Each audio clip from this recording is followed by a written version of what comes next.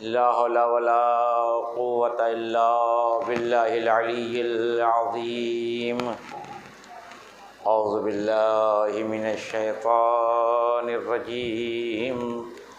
بسم الله الرحمن الرحيم. حسبنا الله ونعم الوكيل، نعم المولى ونعم النصير. الحمد لله الذي لم يتخذ صاحبة ولا ولدا ولم يكن له شريك في الملك ولم يكن له ولي من الذل وكبره تكبيرا. الصلاة والسلام على سيدنا ومولانا بالقاسم محمد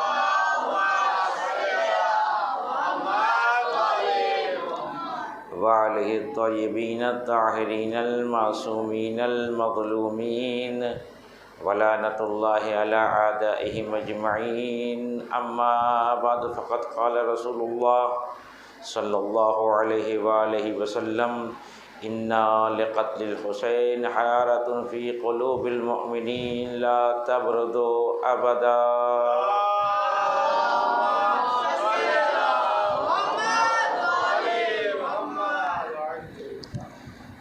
ایام اعضا کا آخری دن اور اس آخری دن کی یہ آخری مجلس ہے جس میں ہم اور آپ جمع ہوئے ہیں سرکار سید الشہداء کو الوداعی مجلس کا پرسہ دینے کے لیے. رسول اکرم صلی اللہ علیہ وآلہ وسلم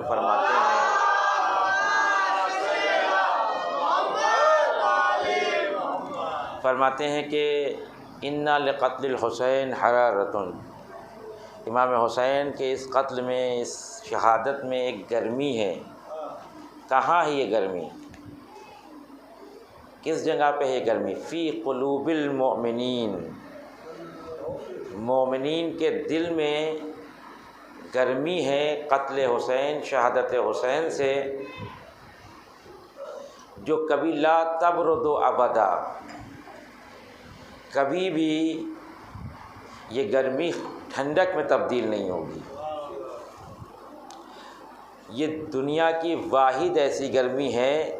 یہ گرمی اور جو آگ ہوتی ہے اس سے ہر انسان بچتا ہے، لیکن تنہا یہ ایسی گرمی ہے کہ ہم چاہتے ہیں کہ ہمارے دلوں میں رہے، کیونکہ اس گرمی سے ہماری زندگی ہے، ہماری حیات ہے. خدا نہ کرے اگر جس دن یہ گرمی نکل گئی ہماری زندگی ختم ہے. لیکن اس پورے جملے میں جو سرکار سید الشہداء کے لیے رسول اکرم نے ارشاد فرمایا، ایک بہت اہم بات ہے کہ یہ گرمی رہے گی کہاں؟ فی قلوب کس قلب میں؟ ہر کسی کے نہیں، مومنین کے.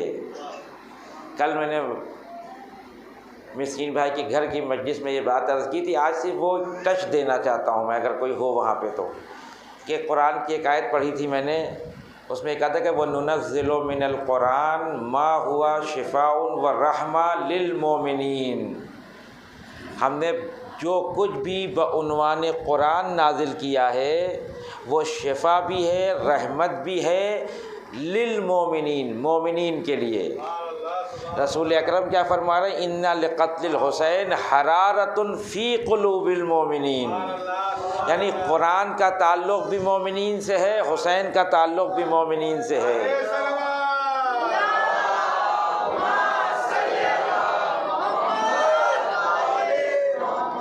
یہ دونوں کا تعلق کیوں ہے مومنین سے؟ دونوں کا تعلق مومنین سے اس لیے کہ وہ قرآن صامت ہے جو مومنین کو فائدہ پہنچاتا ہے، یہ قرآن ناطق ہے جس کی گرمی مومن کے دل کو زندہ رکھتی ہے. بس ایک سوال پیدا ہوتا ہے، مگر ابھی کی مجلس میں نے وہاں پڑھی، اس کے بعد ایک نوجوان نے آ کر مجھ سے سوال کیا. میں نے مجلس میں کہا کہ یا حسین الوداع، اور کہتے ہیں الوداعی مجلس. تو سوال اس کا اپنی جگہ پہ بہت بہتر تھا اور کرنا چاہیے، کوئی مشکل نہیں ہے. علماء سے آ کر، اپنے بزرگوں سے آ کے سوال کرنا، یہ کبھی ناراض نہیں ہوتے. یہ ایسا کہ نہیں ناراض ہیں کہ مولانا یہ الوداع کہنے کا مطلب کیا ہے؟ الوداع کہنے کا مطلب کیا ہے؟ اس کے ذہن میں ایک شبہ تھا کہ ایسا تو نہیں کہ الوداع سے مراد حسین ادھر ہم ادھر. ہم نے کہا جب میں مجلس پڑھ کے آج شام کو جاؤں گا واپس اپنے وطن تو آپ مجھے سی آف کرنے آئیں گے، تو سی آف کا مطلب ہی تو الوداع ہوتا ہے کہ مولانا الوداع۔ تو کیا جب آپ مجھے اسٹیشن پہ الوداع کہہ دیتے ہیں تو کیا پورے سال کا رابطہ آپ سے میرا ختم ہو جاتا ہے؟ پورا رابطہ ختم نہیں ہوتا۔ رابطہ کون سا ختم ہوتا؟ چونکہ آپ ہمارے مہمان گھر میں تھے، اب ہمارے گھر میں نہیں ہے لیکن دل میں ہے۔ یہ جو ہم کہتے ہیں کہ الوداعی مجلس امام حسین الوداع، چونکہ آپ کو ہم نے اپنے امام بارگاہ میں مہمان کے طور پہ بنایا ہوا تھا، آج آپ عزاخانوں سے رخصت ہو رہے ہیں، ہماری زندگیوں سے رخصت نہیں ہو رہے ہیں۔ کوئی یہ نہ سوچے کہ اب ہمارا اور حسین ابن علی کا رابطہ منقطع ہو گیا، اب سال بھر کے بعد پھر جب محرم کا چاند نمودار ہوگا ہم امام حسین کو اپنے گھر میں بلائیں گے۔ نہیں، جب ہم کو ضرورت پڑے گی، جب ہم کو مشکل پیش آئے گی تو ہم کہاں جائیں گے؟ جب آپ کو کوئی مسئلہ سمجھ میں نہیں آئے گا تو آپ کیا کریں گے؟ آپ اسی مولانا سے پوچھیں گے فون کر کے جسے کہا تھا الوداع۔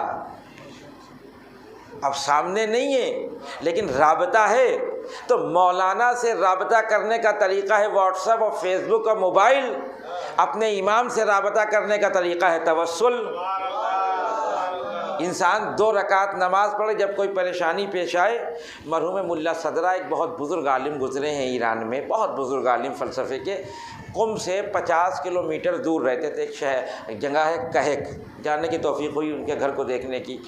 کہتے ہیں کہ جب ان کو کوئی علمی مسئلہ ان کا حل نہیں ہوتا تھا، ملا صدرہ کا بہت زبردست شخصیت اسکالر، تو وہ کہک سے 50 کلومیٹر دور سے پیدل معصوم قم کے مزار پہ آتے تھے، زیارت کرتے تھے، اس نیت سے 2 رکعت نماز پڑھتے تھے کہ شہزادی میرے اس مسئلے کو حل کر دیجئے۔ 2 رکعت نماز پڑھ کے جب معصومہ سے توسل کرتے تھے تو مسئلہ حل ہو جاتا تھا۔ ہم یہ سمجھتے ہیں معصومین سے صرف اولاد مانگی جاتی ہے، گھر مانگا جاتا ہے، نوکری مانگی جاتی ہے، پیسہ مانگا جاتا ہے۔ اگر کوئی مذہبی مسئلہ حل نہیں ہو رہا ہے علماء کے ذریعے سے تو 2 رکعت نماز پڑھ کے معصومین سے توسل کریں، ان کی ذمہ داری ہے کہ آپ کے مسئلے کو حل کریں گے۔ یہ رابطہ کبھی نہیں ٹوٹتا، یہ کبھی نہیں سوچے گا کہ یہ رابطہ ٹوٹ جائے گا۔ قرآن سے رابطہ کبھی نہیں ٹوٹے گا، قرآن کو ہمیں روز پڑھنا ہے، حسین کی یاد ہمیں روز آنا ہے۔ یہ ایک الگ مسئلہ ہے کہ جب 2.25 مہینہ ایام اعزا ہوتے ہیں تو ہم خاص طور سے اہتمام کرتے ہیں۔ ظاہر ہے کہ جب مولانا آپ کے گھر میں آ جائیں گے تو اہتمام کا طریقہ الگ ہوگا، جب وہ اپنے گھر میں ہوں گے تو اہتمام کا طریقہ الگ ہوگا۔ تو یہ 2.25 مہینے سرکار سید الشہداء ہمارے اور آپ کے مہمان ہیں۔ اور مہمان کی خاصیت کیا ہوتی ہے کہ میزبان کی ذمہ داری ہے کہ مہمان کی مرضی کا خیال رکھے۔ لوگ عالم کو بلاتے ہیں تو پوچھتے ہیں بتائیے آپ کیا کھائیں گے، بتائیے آپ پینے میں کیا لیں گے، آپ بغیر شکر کی چائے لیں گے کہ شکر کے ساتھ لیں گے، ٹھنڈا پانی پئیں گے کہ سادہ پانی پئیں گے۔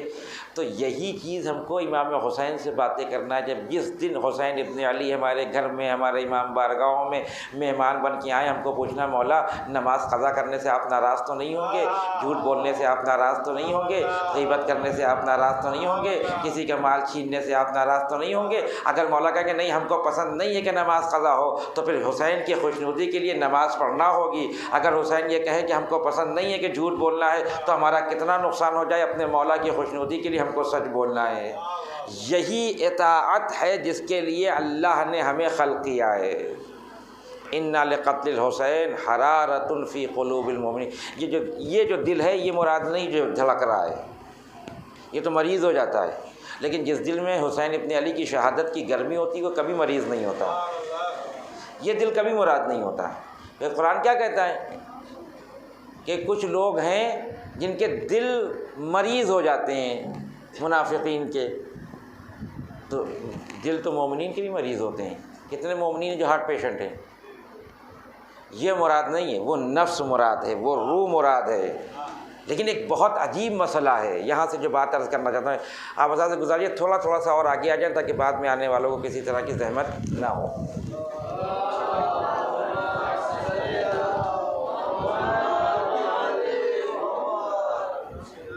ایک اور صلوات پڑھیں محمد والے محمد۔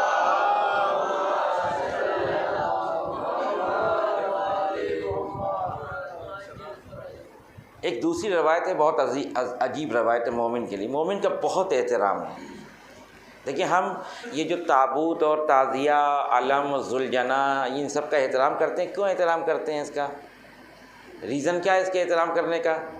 کیونکہ اس کی نسبت امام حسین کی طرف ہے. حد یہ ہے کہ وہ تبرک جو امام حسین کی یاد میں بڑھتا ہے اس کا احترام کرتے ہیں. کیوں کرتے ہیں؟ کیونکہ اس کی نسبت امام حسین کی طرف. جب تک وہ دکان پہ ہوتا ہے ہم سے کوئی مطلب نہیں ہے، لیکن جب آپ خرید کے اپنے گھر میں امام بارگاہ میں لا کے رکھتے ہیں اور جیسے کسی بچے نے چھونا چاہا، آپ نے کہا چھونا نہیں ہے ابھی، کیونکہ یہ امام حسین کا ہے. اس کے معنی کہ ہر وہ چیز معتبر اور قابل احترام ہے جو حسین کی ہو جائے. تو اگر تبرک اس لیے قابل احترام ہے کہ حسین کا ہے، علم اس لیے قابل احترام ہے کہ حسین کا ہے، تو مومن بھی قابل احترام اس لیے کہ اس کے دل میں حسین کی شہادت کی گرمی ہے.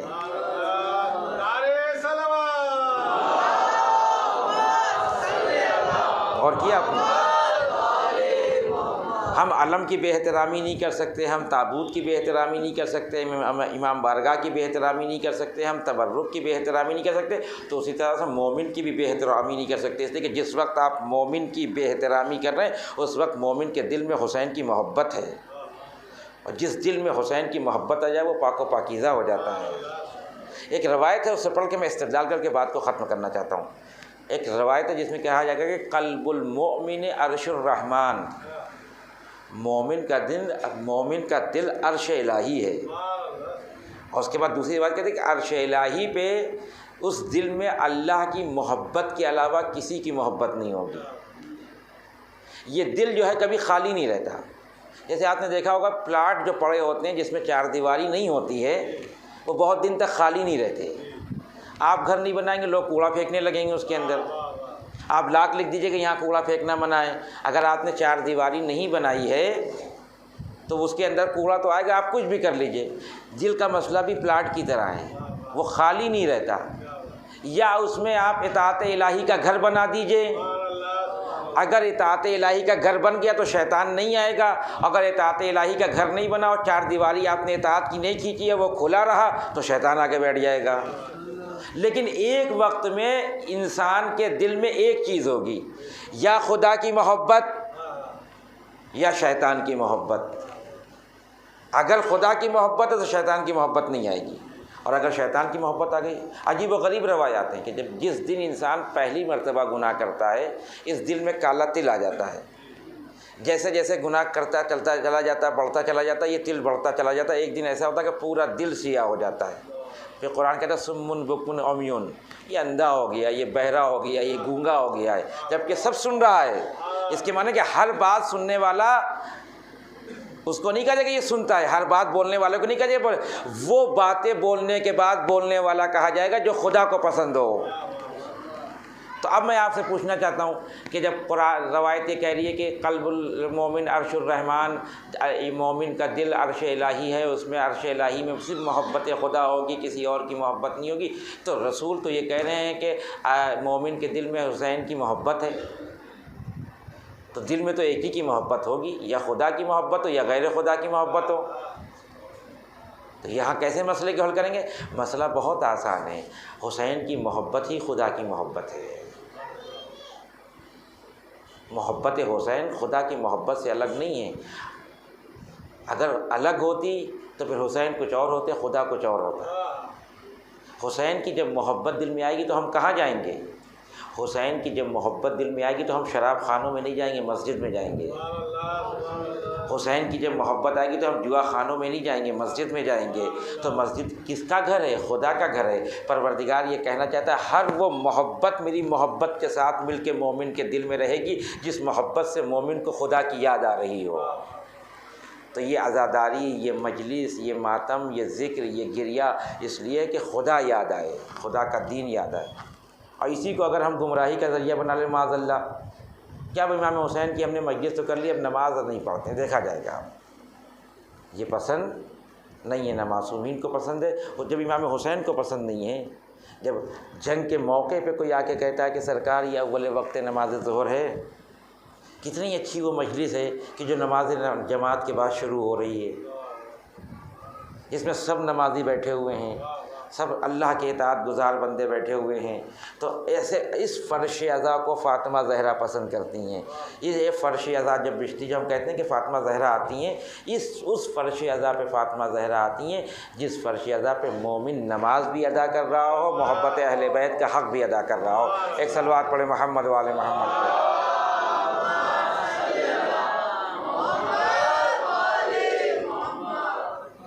اور دوسرا مسئلہ وہ ہے کہ چاہے آپ امام حسین سے مانگیں اور چاہے آپ اللہ سے مانگیں، کوئی فرق نہیں کرتا۔ بہت لوگوں کو اشکال ہوتا ہے کہ آپ امام حسین سے کیوں مانگ رہے ہیں؟ اشکال تب ہو کہ جب ہم یہ کہہ کے مانگیں کہ حسین دے سکتے ہیں، خدا نہیں دے سکتا۔ امام حسین جو کچھ دیں گے خدا کی مرضی سے دیں گے۔ یہ سننے میں آتا ہے جو کہ ہم لوگ بہت جاتے ہیں عشرہ پڑھنے، مجلسیں پڑھنے، بعض لوگ کہتے ہیں ارے امام حسین کو راضی کر لو، خدا تو راضی ہو ہی جائے گا۔ ایسا نہیں ہے، اگر حسین راضی ہیں تو خدا راضی ہے، ہو جائے گا نہیں، ہو جائے والا مسئلہ نہیں ہے، کیونکہ یہاں مسئلہ وما تشاؤون الا ان یشاء اللہ کا ہے کہ اے اہل بیت آپ اسی سے راضی ہوتے ہیں جس سے خدا راضی ہوتا ہے۔ تو اب میں آپ سے پوچھتا ہوں کہ آپ کو خدا سے زیادہ محبت ہونا چاہیے، اہل بیت سے زیادہ محبت ہونا چاہیے؟ تھوڑا سا مسئلہ جواب دینے میں مشکل پیدا ہوتی ہے، آدمی ڈر جاتا ہے کہ کیسا نہ ہو کہ دشمن اہل بیت کا ہے۔ نہ، جرأت کے ساتھ جواب دیجیے کہ محبت خدا سے زیادہ ہونا چاہیے۔ پہلے محبت خدا سے، پھر اہل بیت سے ہے۔ خدا کے مقابلے میں کسی کی محبت نہیں ہے۔ ہاں یہ بات الگ ہے کہ یہ ہو ہی نہیں سکتا کہ کسی کو خدا سے سچی محبت ہو، اہل بیت سے نہ ہو۔ یہ نہیں ہو سکتا کہ کسی کو اہل بیت سے سچی محبت ہو اور خدا سے محبت نہ ہو، کیونکہ خدا اور اہل بیت کی محبت ایک جگہ آ کے جمع ہو جاتی ہے، جدا نہیں کرتی بندے کو خدا سے۔ حسین بندگی کی طرف لے کے آتے ہیں، بندگی سے جدا نہیں کرتے ہیں۔ جیسا آپ کربلا کے میدان کو اٹھا کے دیکھیں، اس پورے قضیے کو اٹھا کے دیکھیں تو بہت اندازہ ہو جائے گا آپ کو۔ سرکار سید الشہداء کے لیے جو استعمال کیا گیا جملہ کربلا کے میدان میں، یا ایتہ النفس المطمئنہ ارجعی الی ربک راضیۃ مرضیہ، یہ راضیۃ مرضیہ کا ترجمہ کیا ہے؟ کہ خدا آپ سے راضی ہے، آپ خدا سے راضی ہیں۔ یہ منزل حسین کے علاوہ کسی کو ملی ہی نہیں۔ دیکھیے ایک منزل آئی ہے جناب ابراہیم کے لیے، کہ جناب ابراہیم نے کہا پروردگار سے کیف تحیی الموتیٰ، پروردگار تو مردوں کو کیسے زندہ کرتا ہے؟ پروردگار نے کہا اولم تؤمن، ایمان نہیں ہے تم کو ابراہیم؟ جناب ابراہیم کہ نہیں ایمان ہے، ولکن لیطمئن قلبی، لیکن اپنے اطمینان کے لیے چاہتا ہوں۔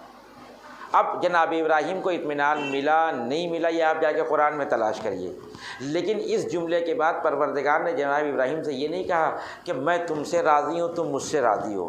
ہوگا خدا بے شک راضی ہے اپنے خلیل سے، خلیل خدا سے راضی ہے، لیکن قرآن میں کوئی اس طرح کی آیت نہیں ملتی۔ لیکن اللہ رے اطاعت حسین ابن علی، کمال کی اس منزل پہ ہیں حسین۔ ہماری زندگی کا سارا کمال یہ ہے کہ ہم یہ طے کرتے ہیں کہ ہم خدا سے راضی ہیں، ہم خدا سے راضی ہیں۔ ہر بندہ نماز پڑھ کے کہتا ہے پروردگار ہم تجھ سے راضی، جو تو نے عطا کر دیا، تو غربت میں رکھے گا تو غربت میں راضی، تو امیری میں رکھے گا تو امیری میں راضی، تو مصیبت میں رکھے گا تو مصیبت میں راضی۔ لیکن کمال بشریت یہ ہے کہ خدا اپنی رضایت کا اعلان کرے، اے میرے بندے تو مجھ سے راضی ہے، اب میں یہ اعلان کرتا ہوں کہ میں تجھ سے راضی ہوں۔ بس یہ کمال یا باپ کے اندر دیکھا یا بیٹے کے اندر دیکھا۔ باپ کے اندر شب ہجرت دیکھا جہاں اللہ نے نفس کو لے کے اپنی رضا علی کے حوالے کر دی، بیٹے کے اندر کربلا کے میدان میں دیکھا جہاں اطمینان کو اس منزل پہ حسین لے کے گئے جہاں خود خالق یہ سند دے رہا ہے یا ایتھا النفس المطمئنہ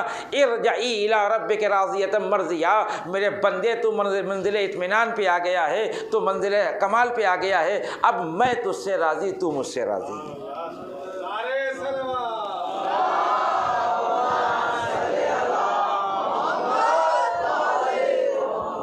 لہذا امام حسین کا مسئلہ بالکل الگ ہے، بالکل کوئی قیاس نہیں کر سکتا امام حسین کے مسئلے میں۔ یہ جو آئے دن آپ سنتے ہیں کہ فلاں کو 20 سال سے بچہ نہیں ہو رہا تھا، امام حسین کے در پہ آیا مل گیا، فلاں صاحب کو نوکری نہیں مل رہی تھی، امام حسین کے در پہ آ گئے مل گئے۔ دوسروں کو رضا فرماتے کہ ہم سب سفینہ نجات ہیں، کسی بھی کشتی پہ بیٹھ جاؤ گے ہم تم کو ہدف تک پہنچا دیں گے، لیکن یہ یاد رکھنا میرے جد حسین کی کشتی بہت تیز چلتی ہے۔ حسین کی کشتی پہ اگر بیٹھو گے تو تم جلدی اپنے مقصد تک پہنچ جاؤ گے، کسی اور کی کشتی پہ جاؤ گے تو مقصد تک پہنچ جاؤ گے، لیکن ہو سکتا ہے کہ تم تحمل نہ کر سکو، ہو سکتا ہے کہ وقت لگ جائے، لیکن حسین کی کشتی پہ جو بیٹھے گا وہ فوراً کنارے پہ لگ جائے گا۔ اگر یہ مرحلہ دیکھنا ہے تو کربلا میں حر کی زندگی کو دیکھ لیجیے۔ جو یزید کا فوجی بن کے آیا ہو، جو ابن ذات کی طرف سے حسین کو واش کرنے کے لیے آیا ہو، جو پیسے لے کے کام کرتا ہو، جو حسین کے لجام فرض پہ ہاتھ ڈال رہا ہو، جو حسین کا دشمن بن کے آیا ہو، سوچیے کیا وہ اس کے لیے جنت ہے؟ نہیں ہے جنت۔ لیکن حسین کی حر کی خوش نصیبی یہ تھی کہ حسین کی کشتی پہ سوار ہو گیا۔ جو حسین کی کشتی پہ سوار ہو جائے، یہ نوح کی کشتی نہیں ہے۔ نوح کی کشتی کا ایک الگ مسئلہ تھا۔ نوح کی کشتی پہ جانور بھی سوار تھے، انسان بھی سوار تھے۔ ہم کیا کہتے ہیں کہ جب کشتی پانی ہٹاؤ کشتی بیٹھی تو سب سالم نکلے، جانور بھی سالم نکلے، انسان بھی سالم نکلے۔ بالکل صحیح بات ہے، لیکن آپ غور کریے گا میرے جملے پہ کہ نوح کی کشتی میں جو جانور بن کے گیا تھا وہ جانور بن کے ہی باہر آیا، اس کے اندر کوئی تبدیلی پیش نہیں آئی۔ جو جیسے گیا تھا بس اس کی جان بچ گئی، کیونکہ نبی خدا کے ساتھ تھا، اس کی کشتی پہ تھا۔ لیکن حسین کی کشتی کا یہ مسئلہ نہیں ہے کہ جو جانور بن کے جائے گا وہ جانور ہی بنا رہے گا۔ اگر جانور بنا رہے تو جانور کو تو نہیں پتہ ہوتا کہ کہاں رکنا ہے کہاں چلنا ہے۔ تو پھر سوال یہ ہے کہ جب 2 محرم کو حسین ابن علی کا قافلہ کربلا کی سرزمین پہ پہنچا تو حسین کے گھوڑے نے چلنے سے انکار کیوں کر دیا؟ جانور کے تو عقل ہوتی نہیں ہے، جانور کا تو شعور ہوتا نہیں ہے، اس کے ساتھ سوار اس کو جدھر لے کے چلا جائے وہ ادھر چلا جائے گا۔ وہ گھوڑا خود کیوں رکا؟ حسین نے دوسرا گھوڑا بدلا وہ بھی آگے نہیں بڑھا، تیسرا گھوڑا بدلا وہ بھی آگے نہیں بڑھا۔ 7 گھوڑے مسلسل حسین ابن علی بدلتے رہے، لیکن کسی گھوڑے نے چلنے سے نہیں چلا۔ کیوں؟ یہ بتایا جا رہا ہے یہ عام گھوڑے نہیں ہیں جو کہیں اور آئے ہوں، یہ حسین کی کشتی میں سوار ہیں۔ انہیں اپنے مقصد کا علم ہے کہ ہم کربلا سے باہر جانے جاہل بن کے، لیکن جب مقصد پہ یہ کشتی تمہیں اتارے گی تو تم عالم بن جاؤ گے۔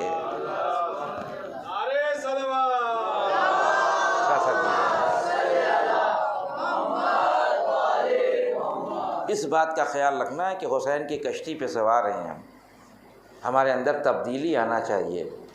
ہر محرم میں ایک برائی ہمارے اندر سے کم ہونا چاہیے، وہ آپ طے کریں گے، ہم خود طے کریں گے۔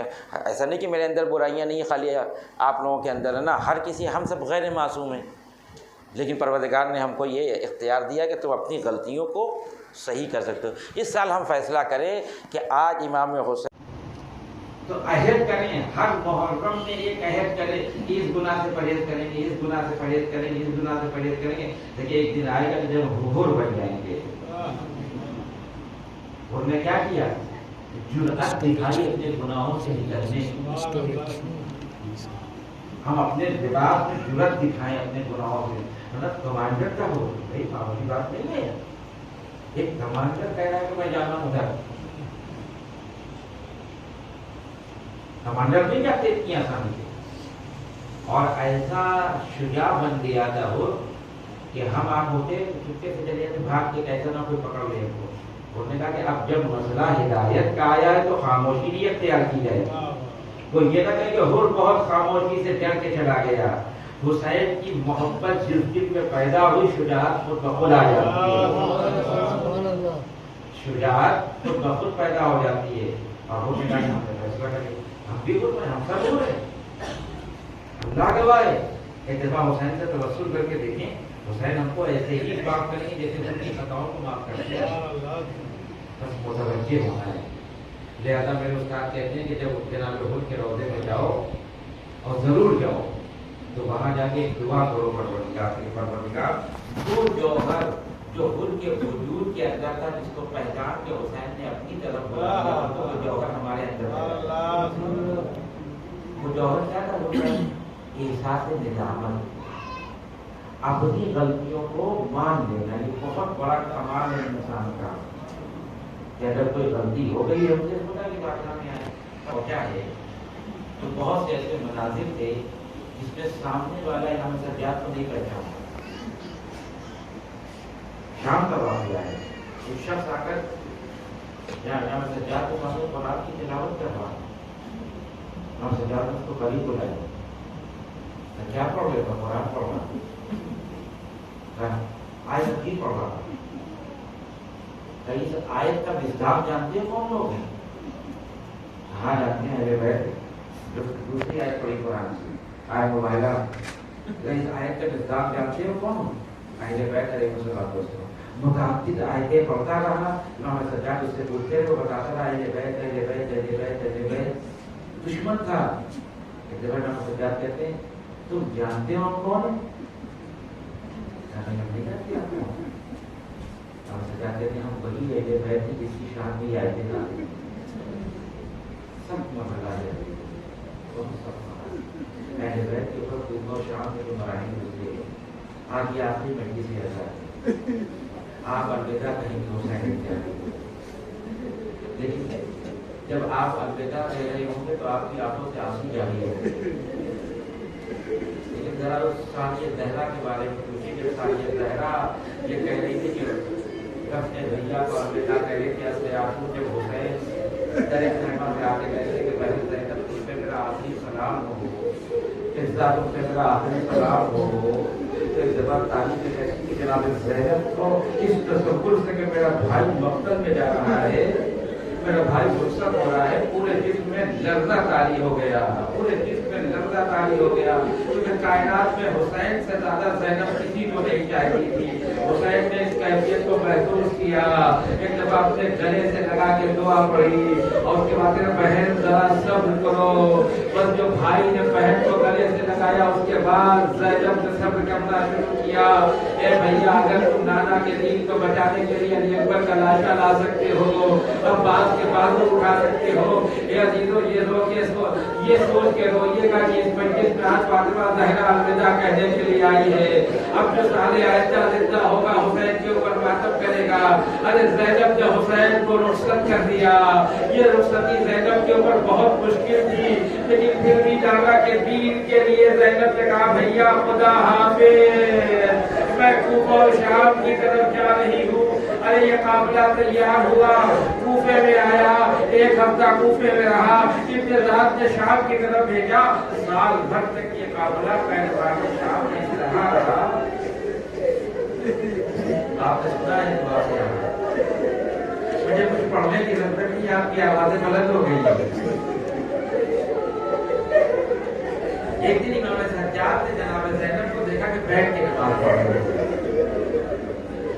قریب آئے آ کے کہتے بھوپی اپنا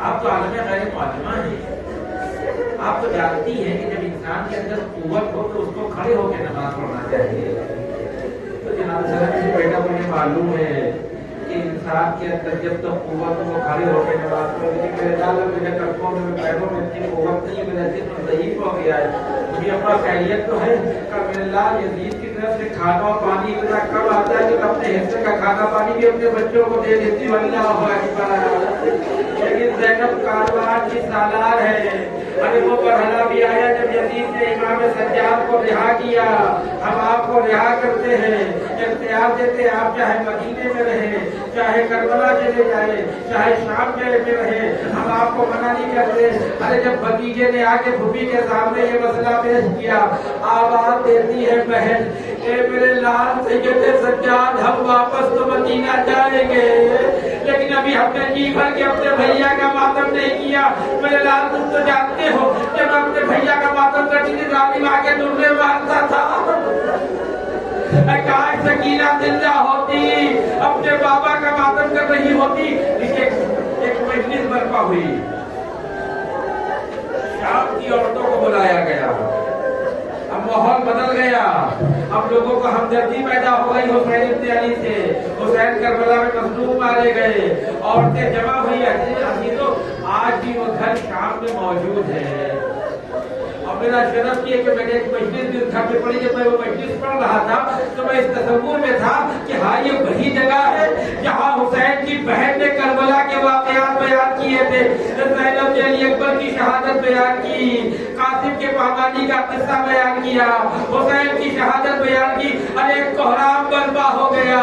ایک ایک بیوی سے پرسہ لیتی رہی کہ جب قافلہ تیار ہوا, ارے جو قافلہ تیار ہوا عجیب کیفیت ہے, اونٹ میں محملیں سجائی گئی ہیں. زینب نے ایک بیوی کو سوال کیا, قبر سکینہ پہ آئی, آواز دیتی ہے اے سکینہ خدا حافظ. اے بی بی وطن جانے کا بہت شوق تھا, اے بی بی ہم مدینہ جا رہے ہیں, چلو ہم تمہیں لے کے جانا چاہتے ہیں. آج ہم نہیں قبر سکینہ سے آواز آئی ہو اے بی بی ابا, ارے مجھے وطن جانا نصیب نہ ہوا, آپ جائیے میں اسی اندھیرے میں رہوں گی. ارے شام کی عورتوں سے ایک وعدہ لیا, اے شام کی عورتوں ایک وعدہ کرو, جب تم یہاں آؤ گی ایک شمع جلا دینا, میری بچی کو اندھیرے سے بہت ڈر لگتا ہے. ارے سکینہ کو چھوڑ کے زینب شام سے جا رہی ہے.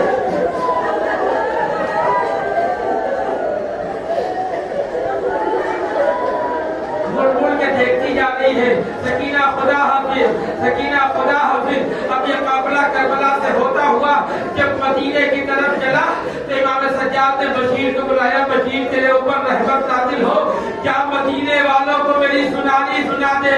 بشیر مدینے میں آیا, کہتا یا اہل یثرب لا مقام لکم, اے یثرب کے رہنے والوں, ارے یہ رہنے کی جگہ نہیں ہے, حسین کا لٹا ہوا قافلہ آ گیا.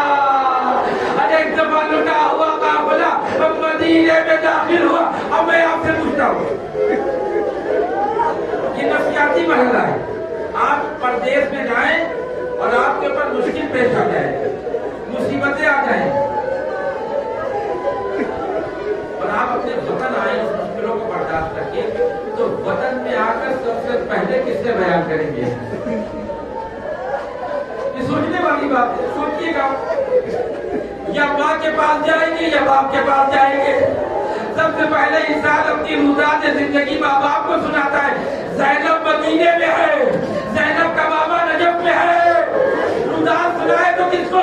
ہاں ایک ماں کی قبر ضرور ہے مدینے میں, لیکن پوشیدہ ہے زینب ماں کی قبر میں جائے تو کیسے جائے؟ یہی وجہ ہے زینب ماں کی قبر میں نہیں گئی, لانا کے مزار میں گئی. اعلان ہوا ارے نامحرم ہٹ جاؤ, علی کی بیٹی نانا کے مزار پہ آ رہی ہے. زینب ایک دفعہ نانا کے مزار پر, پورا قافلہ زینب کے ساتھ, سید سجاد آگے آگے, نانا کو کہتے السلام علیکم یا رسول اللہ.